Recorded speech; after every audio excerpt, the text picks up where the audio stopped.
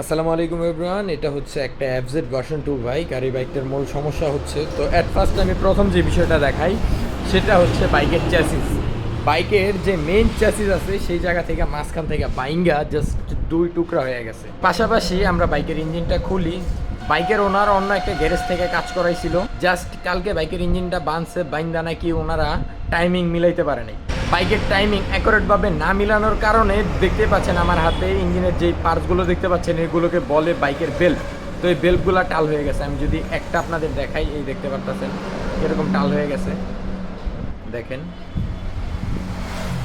এটা হচ্ছে বাইকের আরও একটা বেল্ট, মোট দুইটা বেল্ট থাকে, দুটোটা বেল্টের অবস্থায় খুবই খারাপ। তো তাছাড়াও আমরা বাইকের পিস্টনটাও খুলি, যেহেতু মিস্ত্রিকে টাইমিংই মিলাইতে পারে নাই, তাহলে সে কিভাবে পিস্টনটা লাগাইছে সেটাও আমাদের দেখা উচিত ছিল, তাই আমরা পিস্টনটাও খুলে লাগাই দিতেছি। তো ভিডিওটি ভালো লেগে থাকলে একটি লাইক দিয়ে আমাদের সাথেই থাকুন পরবর্তী ভিডিওটি দেখার জন্য।